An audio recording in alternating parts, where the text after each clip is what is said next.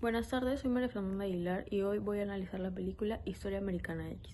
Primero, he identificado dos mensajes principales, los cuales son el uso de la vulnerabilidad y el trauma para sembrar una ideología y cómo una ideología radical puede actuar como un virus que secuestra nuestra identidad y corrompe nuestras relaciones personales.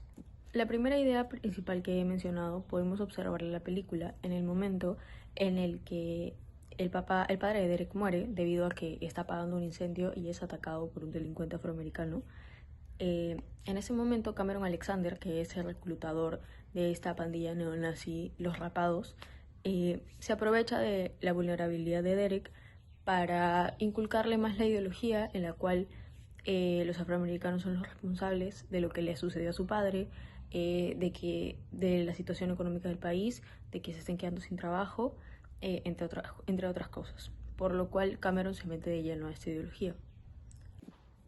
Y respecto a la segunda idea principal, yo creo que podemos evidenciarla sobre todo en dos partes de la película. Una es en la parte en la cual los afroamericanos le roban el auto a Derek y Derek no reacciona en defensa propia, sino reacciona con violencia pura, arruinando su vida y arruinando la vida también de los afroamericanos, porque los mata y Derek va a la cárcel. Y otro momento donde se evidencia es cuando su madre lleva a su saliente, que es judío, a un almuerzo familiar. Y en este almuerzo, Derek pierde el control tratando de defender su ideología y se comporta de manera violenta y grosera, no solamente con el señor, la pareja de su mamá judía, sino con su propia familia. Hablando del contexto histórico de la película se desarrolla a mediados de 1990 en Los Ángeles, California. Porque ¿qué había pasado en 1992? Un grupo de 4 policías blancos golpeó brutalmente a Rodney King y fueron absueltos del caso, lo cual fue un veredicto que indignó bastante a la población y generó separación entre comunidades, generó saqueos, generó violencia, generó protestas, lo cual dejó como residuo la separación entre comunidades que ya comenté y un ambiente de temor. Posterior a esto también había una crisis económica que ocasionó despidos en el área laboral y también ocasionó una recesión económica que generó despidos en el área laboral y también ocasionó que se contratara a mano de obra más económica como venían a ser los afroamericanos y los inmigrantes a quienes les pagaban menos. Entonces el sector trabajador de la población se lo tomó como que estaban siendo despedidos injustamente. Después, juntando todo esto, es donde aparecen estos grupos neonazis dispuestos a aprovecharse de la situación y sobre todo aprovecharse de jóvenes vulnerables como por ejemplo Derek, como que vendiéndoles esta primicia no de violencia, sino como de que ellos están ahí para apoyarlos y que ellos entienden que estas minorías raciales están robándoles sus oportunidades. Ahora, hablando sobre la conexión de esta película Historia Americana X con una película realizada en el curso, yo he elegido La Hora Final. ¿Por qué creo que se relacionan? Porque creo que en La Hora Final se demuestra bastante cómo le aplican el terrorismo, ya sea a los jóvenes, a los desinformados, a la población olvidada por el gobierno, y se aprovechan de este resentimiento para poder inculcar sus ideas y hacer que crezca más el odio, y así terminaron desatando una de las mayores crisis terroristas que vive el Perú.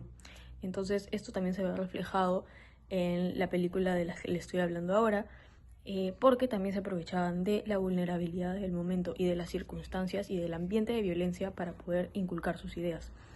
Otro factor que creo que tienen en común es que también rompen enlaces personales, rompen relaciones personales. Por ejemplo, en La Hora Final, Gabriela, que es la policía, que pertenece al grupo de los policías, se entera de que su hermano está participando en estos movimientos terroristas y entra en un dilema de no sabe si decir la información que tiene o si guardársela porque es su hermano.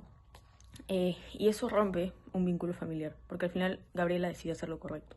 Entonces, en esta historia, en la película Historia Americana X, podemos ver cómo los vínculos familiares de Derek son fuertemente afectados porque su actuar termina alejándolo de su familia, termina incluso llevándolo a la cárcel por 3 años.